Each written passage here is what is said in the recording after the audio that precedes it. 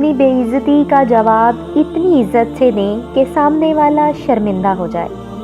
بانو کہتی ہیں کہ کسی کو محبت میں چھوڑنا اس کا قتل کرنے کے برابر ہے۔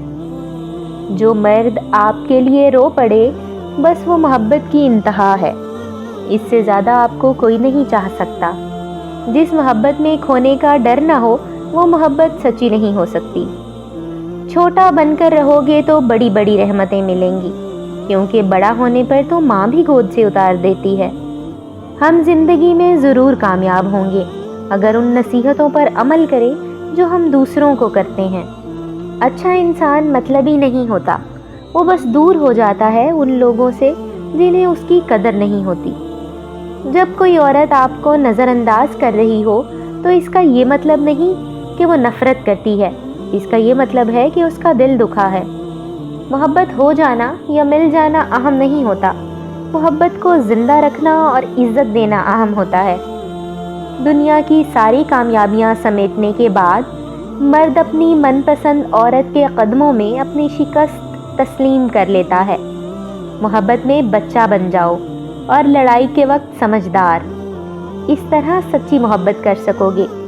سمجھداری سے کام لیتے ہوئے لڑائی بھی نہیں کرو گے اور ہمیشہ خوش بھی رہو گے۔ لوگ خود کو کتنا بھی اچھا دکھائیں، ان کے بات کرنے کا طریقہ سن کر ان کے اخلاق کا پتہ چل جاتا ہے۔ اگر لوگ آپ کو قبول نہیں کرتے تو پریشان مت ہوں، کیونکہ لوگ اکثر وہ چیز چھوڑ دیتے ہیں جن کی قیمت وہ نہیں دے سکتے۔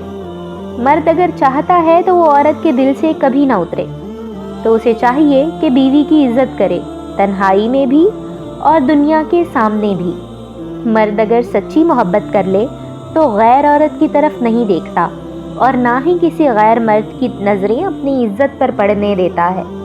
محبوب بلا وجہ ناراض ہونے لگے تو سمجھ جائیں وہ اداس ہے اور اسے محبت کی ضرورت ہے۔ لڑنے کے بجائے اسے خوب پیار دینا سمجھدار عورت کی نشانی ہے۔ اگر آپ نے کسی کے کردار کا اندازہ لگانا ہو تو یہ دیکھیں کہ وہ ہنستا کس بات پر ہے۔ عموماً عورت موم بس اپنے من پسند مرد کے لیے ہوتی ہے، ورنہ اس جیسا پتھر کوئی نہیں۔ کچھ آزمائشیں اور مشکلات ایسی بھی ہوتی ہیں جن کے ختم ہونے پر احساس ہوتا ہے کہ وہ زحمت نہیں بلکہ رحمت کا باعث تھیں۔ مرد کو ہمیشہ تھوڑا سا شرمانے والی اور خوبصورت عورت پسند آتی ہے۔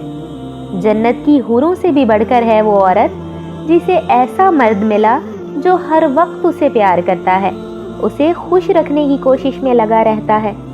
اس دنیا میں کوئی بھی مصروف نہیں، بات صرف اتنی سی ہے کہ کون کس کے لیے کتنا اہم ہے۔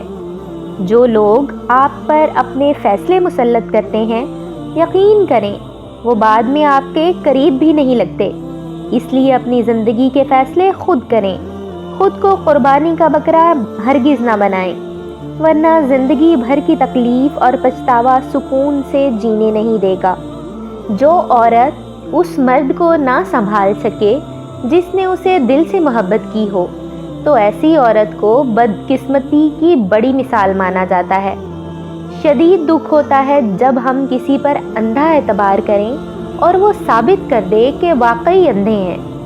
جس مرد کو عورت سے سچی محبت ہوگی وہ اس عورت کا ساتھ کبھی نہیں چھوڑے گا تو مر جائے گا۔